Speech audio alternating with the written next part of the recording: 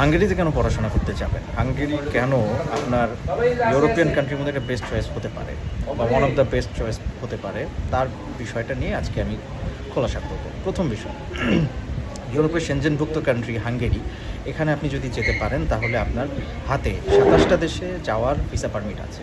তো এটা একটা অনেক বড় একটা অপরচুনিটি। এর পাশাপাশি হাঙ্গেরি হচ্ছে সেন্ট্রাল ইউরোপের একটা কান্ট্রি, মানে ইউরোপের একদম সেন্টারে অবস্থিত। এই দেশটাকে ইউরোপের হার্ট বলা যায়, অনেকেই হার্ট বলে থাকেন।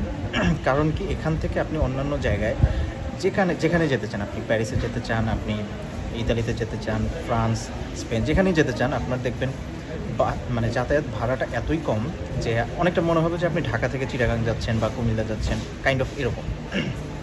তো এই জন্য অনেকেই হাঙ্গেরিকে তাদের মানে একটা ভালো ডেস্টিনেশন হিসেবে চিন্তা করে। এছাড়াও ইউরোপিয়ান একটা কান্ট্রি হওয়া সত্ত্বেও এখানকার লিভিং কস্টটা এতই কম এবং এখানে টিউশন ফি এত কম এবং স্টুডেন্টদের যে সমস্ত সুযোগ সুবিধা আছে সেগুলো দেখে যে কেউ মোটামুটি অবাক হন।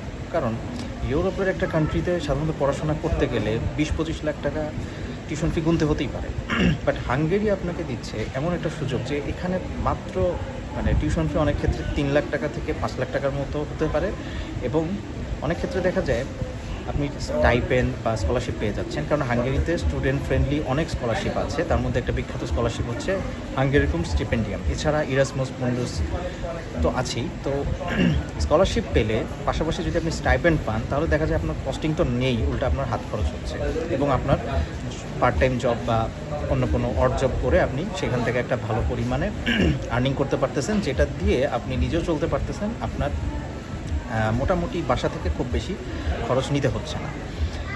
এমনকি অনেকে তো সেভিং করে টোরে অন্যান্য কান্ট্রিতে পাড়ি জমাচ্ছেন।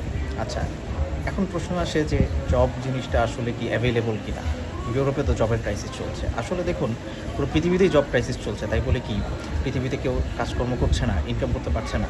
বিষয়টা মোটেও এমন না। আপনি হাঙ্গেরি বা ইউরোপের যে দেশেই যান, আপনাকে কে জব দেবে? সোজা কথা, জব আপনি করতে পারবেন না, বাট আপনি অড জবগুলো করতে পারবেন। যেমন ধরুন রাইড শেয়ারিং, ফুড ডেলিভারি, তারপর হোটেল ম্যানেজমেন্ট বা এই ধরনের কাজই তো করবেন।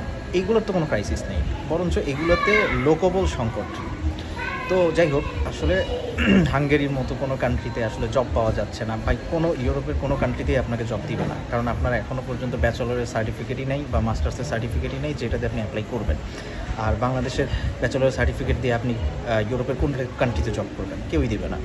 তো যাই হোক, এই ভুল ধারণাগুলো ভাঙতে হবে। অ্যাকচুয়ালি আপনি অনায়াসে হাঙ্গেরি বা এই ধরনের কান্ট্রিতে মোটামুটি আপনি মাসে লাখখানিক টাকা ইনকাম করে ফেলতে পারবেন যদি আপনি একটু কষ্ট করেন। কারণ অড জব ছাড়া সেখানে আসলে কোনো অপশন নাই। হ্যাঁ, আপনি যখন ওই দেশের ভাষা, আপনি যখন ওই দেশের এনভায়রনমেন্টের সাথে ফ্রেন্ডলি হয়ে যাবেন এবং আপনার যখন সার্টিফিকেট একটা হয়ে যাবে, তারপর আপনি অবশ্যই জবের জন্য অ্যাপ্লাই করতে পারবেন, পিআরের জন্য অ্যাপ্লাই করতে পারবেন। তো এই ধরনের বিষয় নিয়ে আমি আরেকটা ভিডিওতে ইনশাল্লাহ কথা বলবো। তো আজকে এই পর্যন্তই থাকুক। আসসালামু আলাইকুম।